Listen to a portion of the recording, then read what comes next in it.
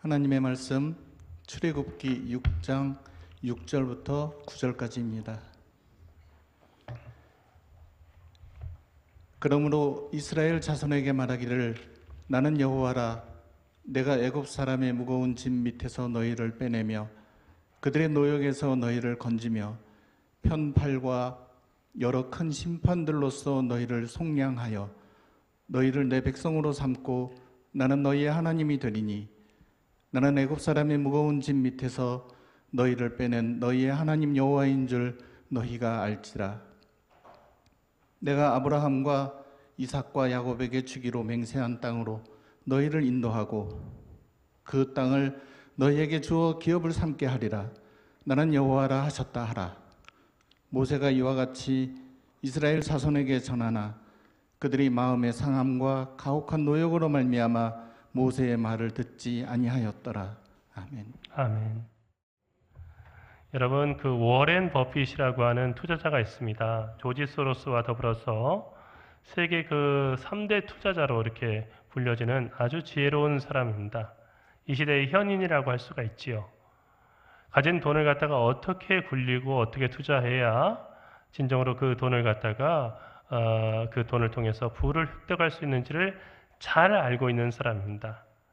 물론 몇백 원 되는 아이스크림을 갖다가 즐겨 먹고 자기의 식사로 햄버거를 갖다가 먹는 검소함을 가지고 있지만은 그는 분명 돈을 어떻게 관리해야 되는지를 잘 아는 사람입니다.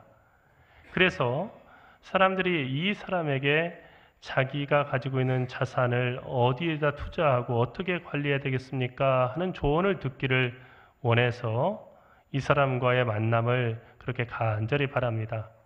해마다 그 계획이 세워지는데, 그런데 밥을 살 때 좋은 밥을 산다고 해도 그걸로 되는 것이 아니고 1시간 함께 해줘서 감사합니다는 돈을 내야 됩니다.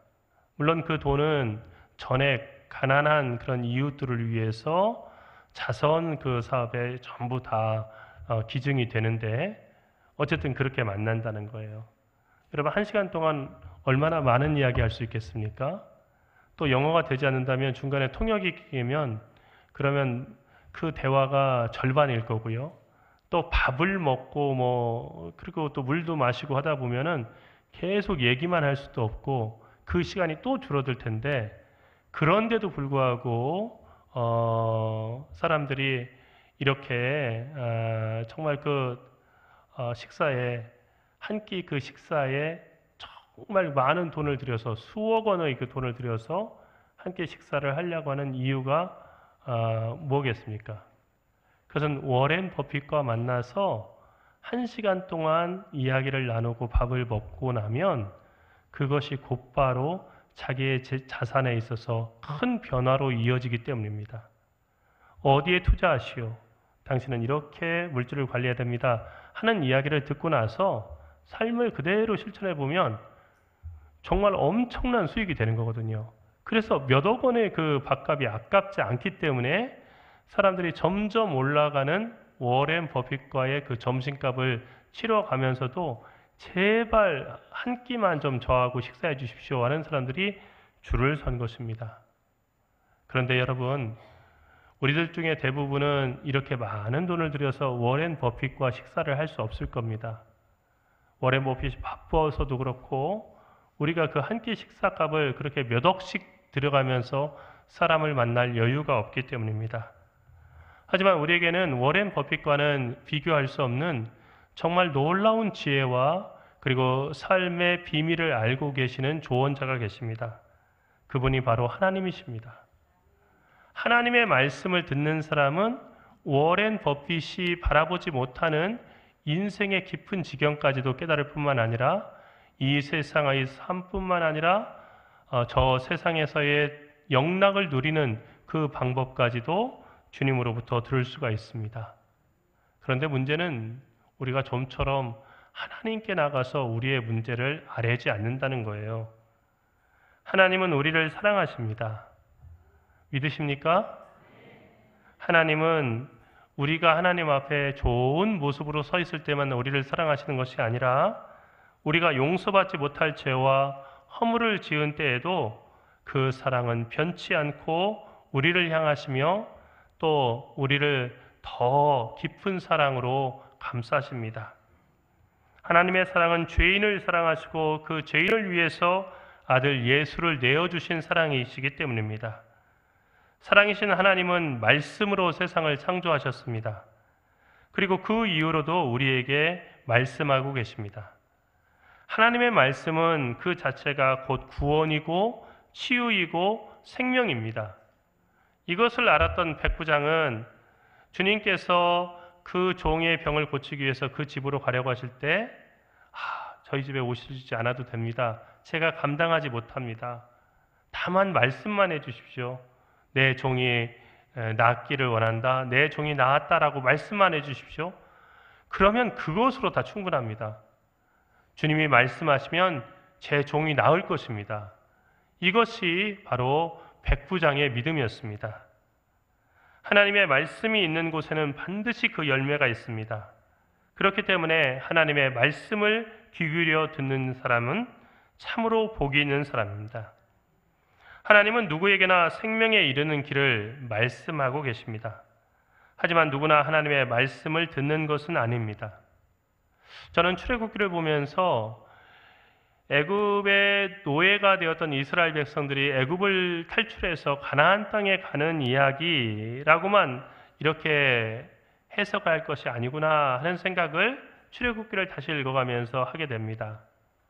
흔히 이 출애굽기의 내용은 죄악된 세상을 떠나서 장망성, 장차 망할 성을 떠나서 하나님의 가나안 복지로 가는 우리들의 그 신앙의 여정, 필그림을 갖다가 그대로 옮겨놓은 이야기로 이렇게 생각하기가 쉽습니다.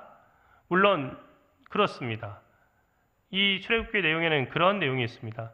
하지만 우리가 천국 간다고 할지라도 죽어서 천국 가냐 안 가냐 하는 그 심각한 문제, 그 문제만 우리가 성경에서 얻을 수 있는 것이 아니라 오늘이라고 하는 이 시간에 어떻게 살아가는 것이 하나님의 뜻인가 하는 것도 성경에 나오는 것입니다. 그래서 믿음이라고 하는 것은 그리스도인다운 삶을 살아가는 삶과 실천 속에서 완성이 된다는 것을 우리는 알아야 합니다. 그런 면에서 이 출애굽기를 다시 읽어보게 되면은 저는 출애굽기에서 전혀 다른 그 내용을 보게 되는데 그것은 하나님의 말씀을 대하는 두 가지 상반된 태도를 보게 됩니다. 그러니까 하나님께서 모든 사람들에게 말씀하셨는데 그 말씀을 대하는 그 사람들의 그 태도가 크게 두 가지로 나뉘더라는 것입니다. 그것은 하나님의 말씀을 듣고 순종하는 사람과 듣지 못하는 사람입니다. 청력이 좋은 사람과 청력이 나쁜 사람이 있다는 말이 아닙니다. 똑같이 하나님의 말씀을 귀에 고막이 울려서 들었는데 그 말씀을 받아들이고 변화되고 축복을 받는 사람이 나오고요. 또 그 말씀을 끝까지 거부하다가 멸망당하는 사람들이 나온다는 것입니다. 여러분, 바로만 하나님의 말씀을 거부하는 것이 아니고 오늘 말씀을 보니까 하나님께서 구원하시려고 부르신 하나님의 백성들, 이스라엘 백성들도 말씀을 듣고 거부했어요. 오늘날도 이런 일이 일어나고 있습니다. 여러분, 루터보다도 100년 전에 체코를 중심으로 해서 종교개혁을 일으켰던 얀 후스라고 하는 사람이 그의 교회론에서 어떤 얘기를 했냐면요. 교회 안에는 영생을 얻도록 예정된 predestined이라고 하는 그 사람들이 있고 또 교회 안에는 또 어떤 사람들이 있냐면요. 영벌을 받기로 예정된 사람들이 함께 있다는 거예요. 참 놀라운 일이죠. 교회에 나오고 신앙생활하면 다 영생을 얻는다고 얘기해야 우리가 전도가 될 텐데 왜 그런가? 이것은 그의 목회의 경험 속에서 나온 얘기고 성경 말씀을 깊이 연구하면서 한 거예요. 이것을 어떻게 할 수 있냐 하면은요. 하나님께서 택하시고 영생을 주시고 구원하시기로 한 사람은 하나님 말씀 들을 때 그 말씀에 순종해서 자기의 삶의 방향을 돌이키더라는 겁니다. 그런데 하나님께서 버리신 사람은 어떻게 되냐면요. 똑같은 하나님의 말씀이 전해지는데도 불구하고 그 말씀을 전혀 받아들이지 않는다는 것을 이 얀 후스라고 하는 종교개혁자가 자신의 목회 경험과 성경을 연구하면서 깨달아 알게 됐다는 거죠. 우리는 누가 영생을 받기로 예정된 사람인지 아니면 영벌을 받기로 예정된 그런 가라지인지 알 수 없습니다. 예수님께서는 비유를 통해서 마지막 때까지 놔두라고 하셨습니다. 왜냐하면 중간에 그 가라지와 그리고 밀을 구분하려고 하다가 밀을 다치게 하는 일이 있기 때문입니다. 하지만 항상 우리는 두렵고 떨리는 마음을 가지고 우리의 마지막이 어떤 모습이 되어야 될까를 생각하면서 참회하고 하나님의 말씀에 순종하며 살아가는 사람이 되야겠습니다. 모세는 이스라엘 백성을 보내라는 하나님의 말씀을 곧이곧대로 애굽 왕 바로에게 전했습니다. 하지만 우리가 이미 살펴본 것처럼 바로가 그 말씀을 대수롭지 않게 여겼습니다. 오히려 이스라엘 백성들을 괴롭히게 되는 그런 계기가 되었습니다. 하나님은 다시 모세를 이스라엘 백성에게 보내셨습니다. 하나님의 놀라운 구원 계획을 이스라엘 백성들에게 알리라고 보내신 것입니다. 이스라엘 백성을 위한 구원의 소식, 그리고 하나님께서 이스라엘의 하나님이 되시고 이스라엘은 하나님의 백성이 될 것이라고 하는 기쁜 소식을 이스라엘 백성들에게 알리라고 보내셨습니다. 하지만 9절의 말씀을 보니까 모세가 이와 같이 이스라엘 자손에게 전하나 그들이 마음의 상함과 가혹한 노역으로 말미암아 모세의 말을 듣지 아니하였더라 라고 했습니다. 하나님이 전하라고 했는데 전하라고 해서 바로에게 전했더니 바로가 듣지 않았어요. 이번에는 구원하실 하나님의 백성인 이스라엘 백성에게 가서 전하라고 했어요. 또 전했어요. 그랬더니 듣지 않았다는 거예요. 그 이유도 얘기하고 있어요. 마음이 상했다는 거예요. 그리고 가혹한 노역으로 말미암아 그래서 하나님의 말씀을 듣는 것을 싫어하게 됐다는 겁니다. 이스라엘 백성들은 한마디로 하나님과 모세를 원망했습니다. 괜한 말을 해서 자기들을 더 힘들게 했다는 이유에서였습니다. 가만히 있었으면은 예전에 하던 일 할 만한 그 일들만 했을 텐데 왜 하나님이 나서서 그리고 모세를 통해서 말씀하셔서 자기들을 더 힘들게 하냐는 거죠. 이러한 원망은 우리들의 삶 가운데도 있습니다. 예수 믿고 하나님의 뜻대로 살아가려고 하는데 그러면 그럴수록 왜 내 삶이 이렇게 힘들어지는가? 다른 사람들은 예수 안 믿고 살아가는데도 편안하게만 살아가는데 나는 왜 이렇게 기도하고 말씀 속에서 살아가려고 하는데 힘들까 하는 생각이 우리에게 있습니다. 하지만 이 모든 것은 오해에서 비롯된 것입니다.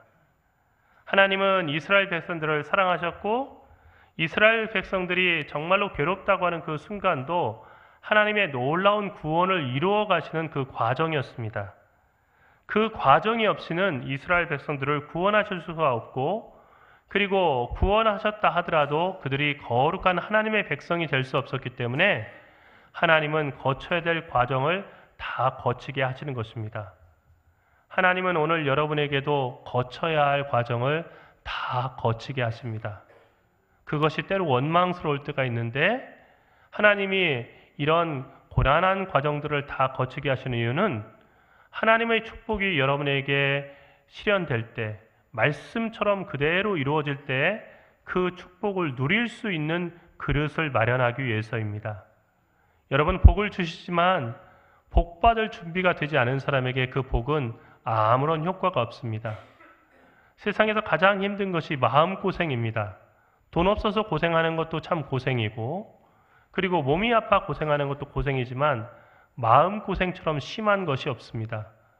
하지만 우리가 많은 마음고생들을 하면서 살아가다가 보면 우리의 마음속에 불필요한 것들이 깎아내려지고 그리고 우리가 쌓아놨던 해묵은 감정들도 정리가 되고 그래서 겸손하고 하나님 앞에 정말로 아름답고 맑은 그 영혼으로 거듭나게 되는 것을 보게 됩니다. 그때 하나님의 복은 우리에게 진정으로 복이 되는 것이지요. 하나님은 오늘 또 우리에게 말씀하십니다.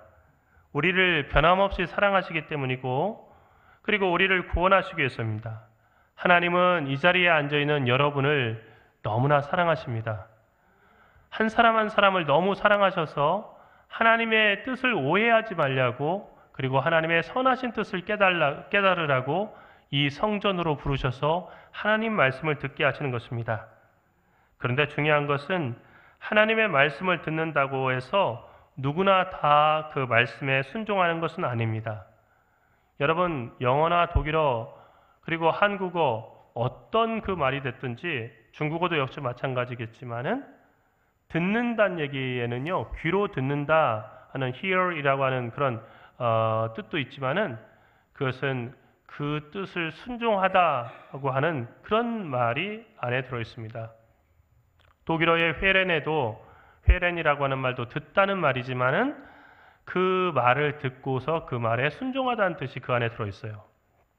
우리가 자녀들에게 야, 너 왜 이렇게 말 안 들어? 말 좀 들어 하는 얘기는 그 자녀의 귀가 어두워서 우리 말을 못 듣는다는 얘기가 아니고, 들었으면은 그것을 깨닫고 너도 삶을 변화시켜야지 왜 자꾸 잘못된 방향을 고집하며 살아가냐 하는 그런 뜻 아니겠습니까? 들음과 순종은 원래 같은 뜻이었습니다. 하지만 사람들이 악해짐에 따라서, 시간이 지남에 따라서 듣는 것과 순종이 다른 것이 됐어요. 우리는 52주 교회에 나와서 하나님의 말씀을 들을 수 있어요. 그러나 그 말씀을 듣고 순종하여서 살아간다는 면에서 하나님의 말씀을 듣는다 하는 사람들은 극히 찾아보기 힘든 시대가 되어버렸다는 겁니다. 여러분, 주님의 말씀이 여러분의 고막만 울리고 지나가는 말씀이 아니라 삶을 바꾸는 전환점이 될 수 있기를 바랍니다. 말씀의 순종함으로 말미암아 여러분이 여러분의 삶을 걱정하지 않고 하나님이 여러분의 삶을 걱정해 주시고, 하나님이 여러분의 삶의 문제를 해결해 주시고 인도해 주시는 그런 하나님의 은혜를 체험하는 기쁨이 여러분 삶 가운데 가득하기를 바랍니다. 왜 사람들은 하나님의 말씀을 듣지 않을까요? 첫 번째, 들을 귀가 없기 때문입니다. 예수님은 천국 복음을 비유로만 말씀하셨습니다. 그러니까 말씀에 충실해서 몇 장 몇 절 이렇게 얘기하신 것이 아니고요, 그런 말씀 다 떼어놓고 갑자기 난데없이 씨 뿌리는 이야기하고, 그리고 여자가 반죽하는 이야기하고, 그렇게 정말로 어떻게 보면은 이 이야기가 하나님 말씀과 무슨 상관이 있을까 싶은 말씀만 하셨다는 얘기예요. 비유가 아니면 가르치지 않으셨다는 거죠.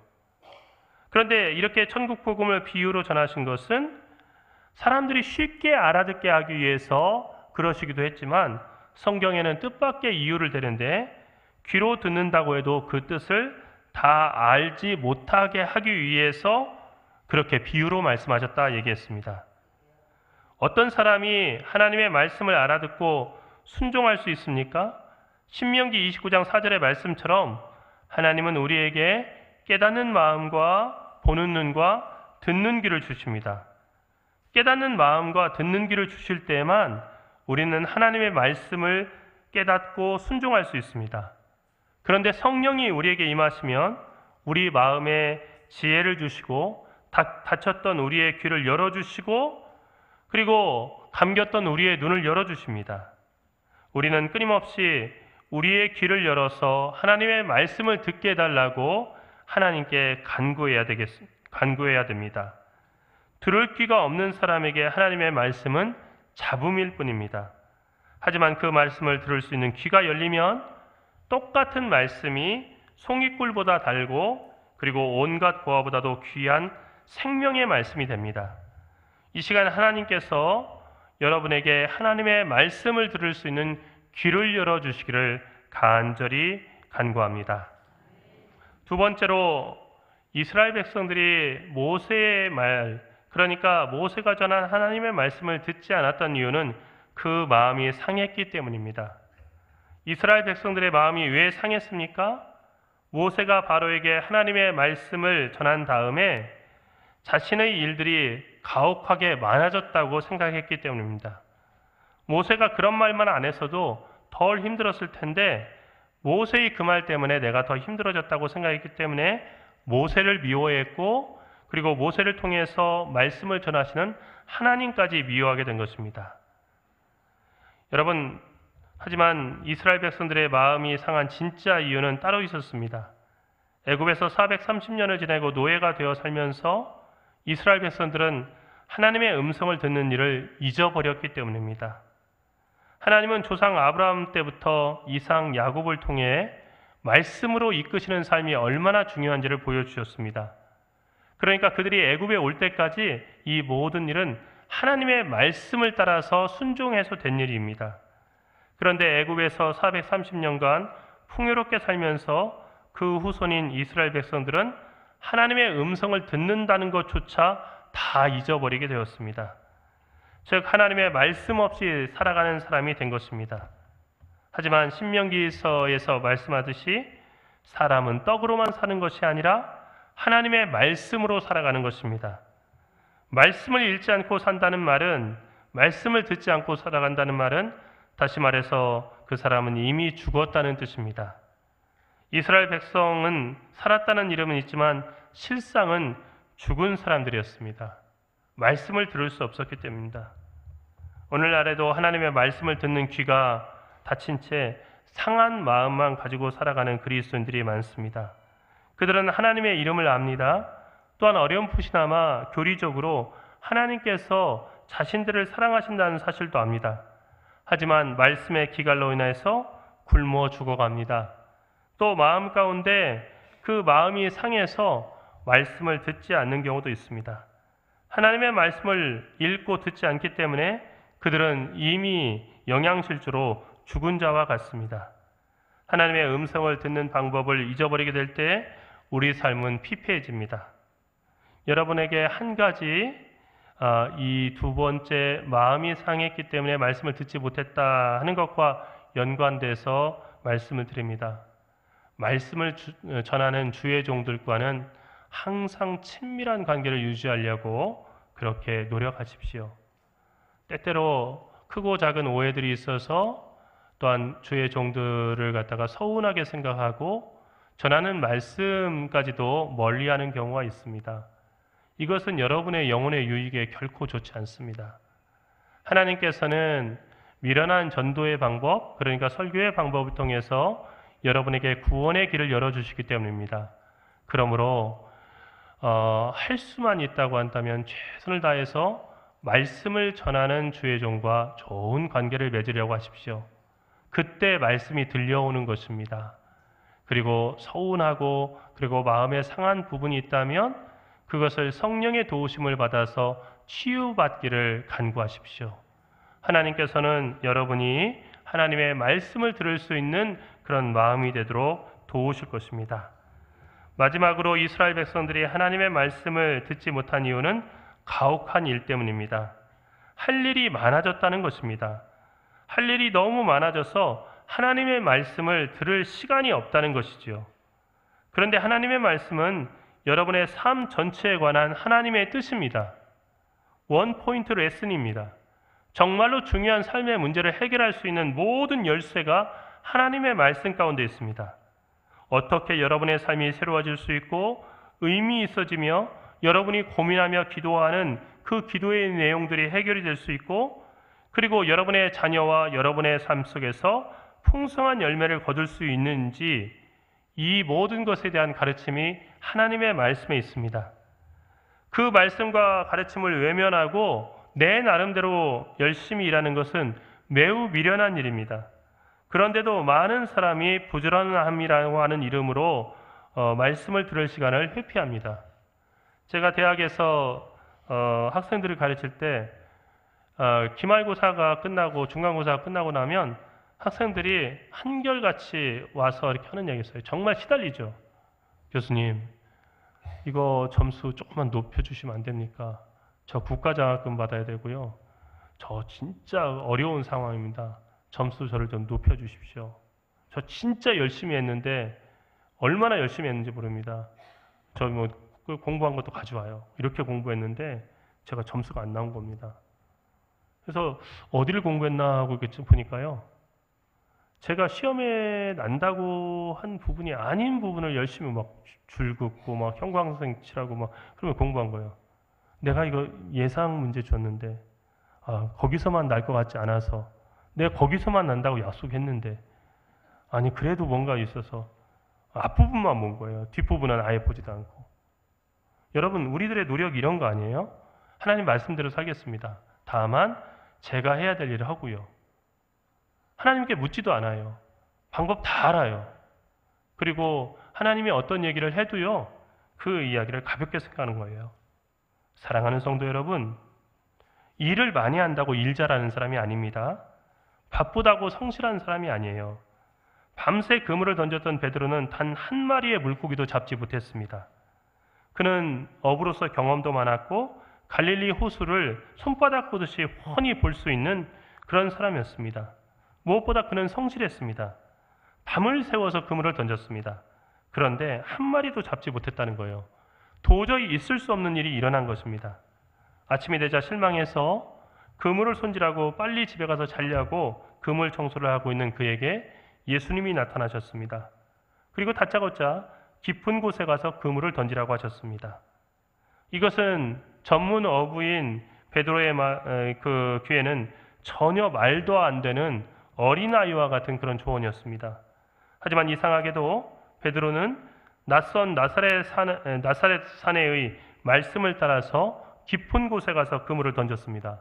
말 안 되는 일을 위해서 다시 배를 노젓고 손질하던 그물을 다시 던진 겁니다. 거기서 놀라운 일이 일어났습니다. 그물이 찢어질 정도로 많은 물고기가 잡힌 것입니다.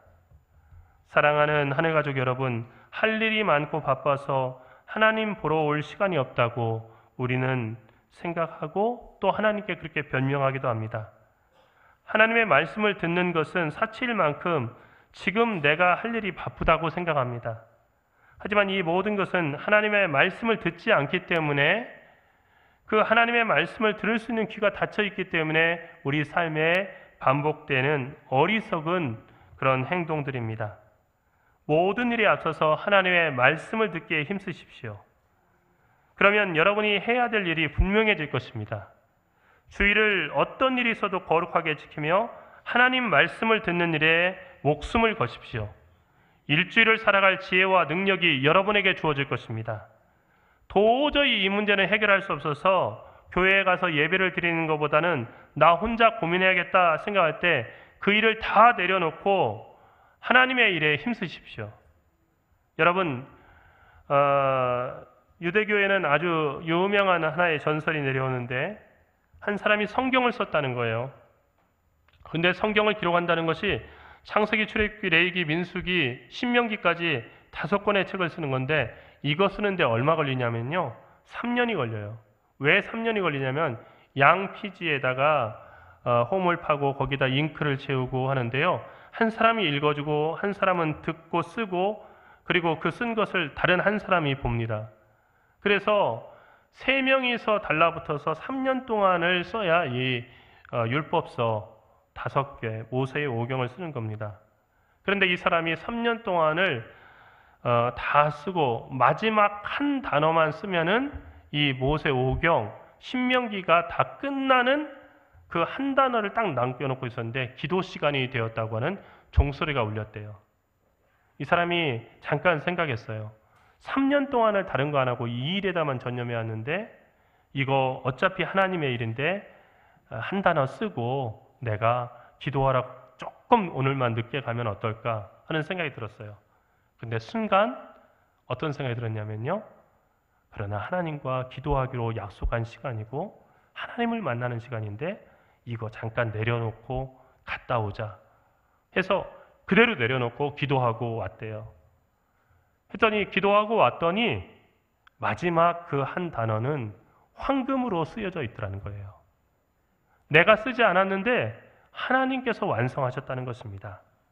사랑하는 성도 여러분, 우리의 삶 가운데도 그런 삶의 변화가 필요합니다. 하나님은 주일마다 우리를 예배당으로 부르십니다. 우리가 모두 함께 들어야 될 중요한 말씀이 있기 때문입니다. 우리를 구원하시고 치료하시고 우리의 삶의 문제를 해결하시고 우리를 먹이시고 입히실 하나님의 계획과 놀라운 뜻을 알리시기 위해서 더 이상 고민하지 말고 이 길로 가라고 그렇게 우리를 인도하시기 위해서 우리를 교회당으로 모으시는 것입니다. 그리고 모세에게 주셨던 말씀, 사도들에게 주셨던 말씀으로 오늘 우리에게도 말씀하십니다. 그런데 여전히 우리에게는 말씀을 들을 수 없는 이유가 많습니다. 그래서 이 은혜의 자리를 놓칩니다. 그리고 삶은 더욱더 힘들어진 것을 경험합니다. 사랑하는 하늘가족 여러분, 말씀을 들을 수 없는 이유가 100가지라도 말씀을 들어야 할 이유 한 가지를 이길 수 없습니다. 그 한 가지는 바로 이 말씀 가운데 영생이 있기 때문입니다. 영생의 말씀이 여기 있음에 우리가 어찌 선생님을 떠나겠습니까? 라고 했던 베드로의 고백이 우리 모두의 고백이 되어야 될 것입니다. 너희는 귀 기울이고 내게로 나와 들으라. 그리하면 너희 영혼이 살리라. 왜 말씀을 들어야 합니까? 우리 영혼이 살기 위해서입니다. 주님의 말씀이 계신 곳에 영생이 있습니다. 주님의 말씀은 영생의 말씀입니다. 그 영생이 여러분의 삶 가운데 가득 차고, 그래서 그 말씀이 여러분을 어두운 길에서도 이끌어가 주시기를 간절히 축원합니다. 기도합시다. 살아계신 하나님, 은혜와 사랑을 감사합니다. 우리에게 말씀을 허락하셔서 어두운 이 세상 가운데서 하나님의 진리의 빛을 따라 걸어가게 하심을 감사드립니다. 때로 우리의 게으름으로 말미암아 여러 가지 핑계를 대면서 이 자리를 회피했고, 그래서 하나님께서 그 순간 우리의 삶에 주시려는 중요한 교훈을 우리가 빼먹고 우리의 수고와 노력으로 그것을 메꾸려고 하였습니다. 하지만 밤새 그물을 던졌어도 우리는 아무것도 거두지 못했습니다. 주여, 저희를 어리석음으로부터 구원하여 주시옵소서. 날마다 하나님의 말씀만으로 기뻐할 줄 아는 저희들 되게 인도하여 주시옵시고, 말씀 속에 들어있는 진리의 말씀, 생명의 말씀, 구원의 말씀을 깨달아서 이 땅에서도 하나님의 자녀답게 빛되게 승리하는 저희 모두 되게 인도하여 주시옵소서. 사랑하시는 우주 예수 그리스도의 이름으로 간절히 기도드리옵나이다. 아멘.